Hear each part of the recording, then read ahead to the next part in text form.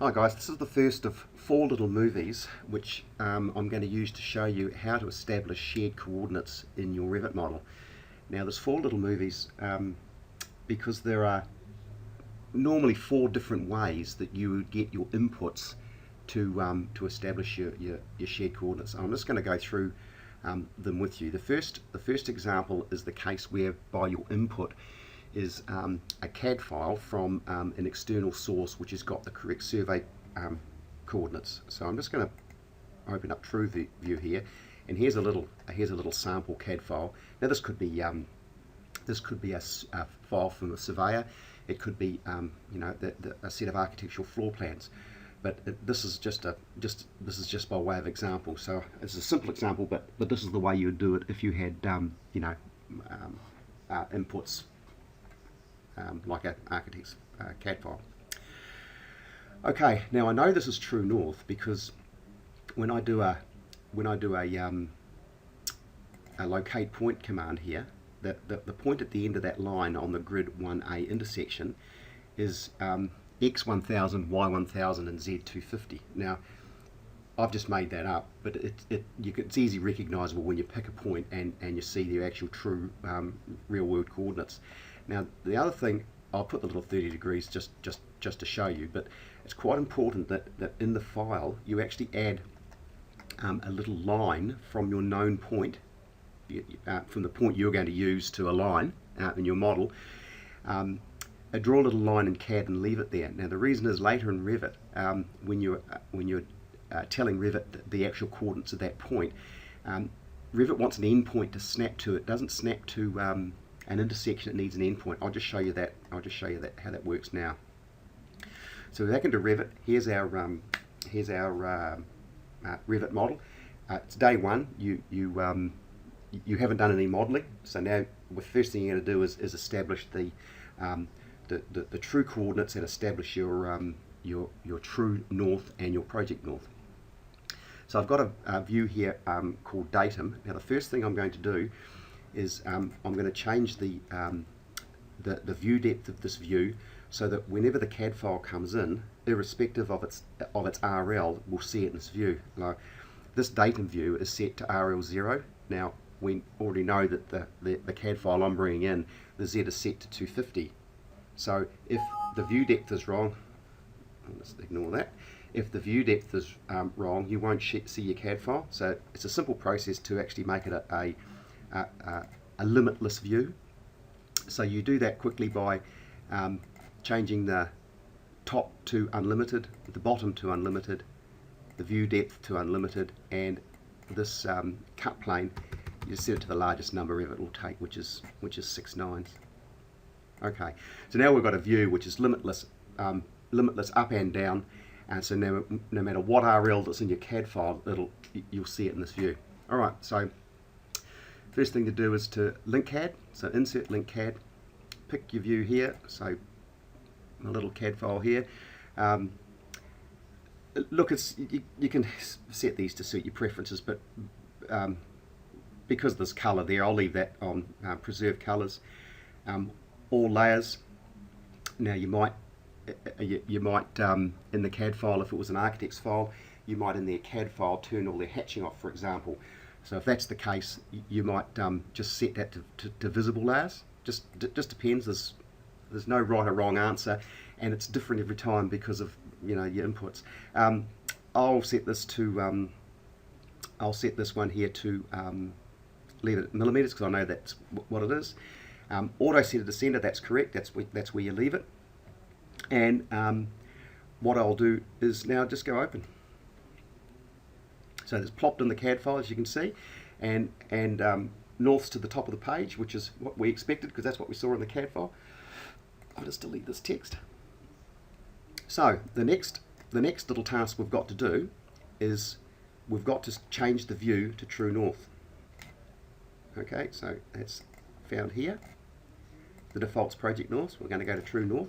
Now nothing happens because at the moment true north and project north are the same. So first job is we're going to whip down here, and I'm going to go manage coordinates, and I'm going to specify coordinates at a point. Now I'm going to come down here. See how doesn't like the intersection, but it likes the endpoint. So I pick that, and I know my coordinates because I went ID before in CAD. So that's 1,000, and that's 1,000. And the elevation, it's already red because my elevation, my Revit file was 0, and this CAD file is come in with the correct level already, so I don't need to change that. And angle, project north, true north, well that's just 0 at the moment, you just leave that. Okay, so now what I've done is I've shifted the Revit world down underneath my known point. So if I now use the opposite command and just report shared coordinates, you see that's now the correct coordinates. All right. So I've now established in my view true north.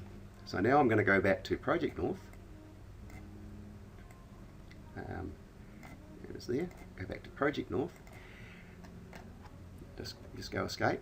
And now we've got true north right, but now we need project north established because we want our grid A parallel with the bottom of the screen and grid 1 perpendicular to top of the screen. And that's now we've set back at project north. It's a very simple process of going position, and we're going to rotate project north. I'm going to align selected line or plane. I'm going to pick that command, pick my grid 1, and Revit gives me a little banner here telling me that it's processed and got it correct. And there we have it. Now we've got project north set up correctly.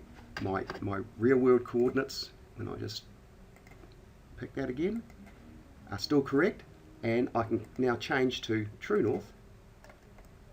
So what now we've done is we've rotated we've rotated.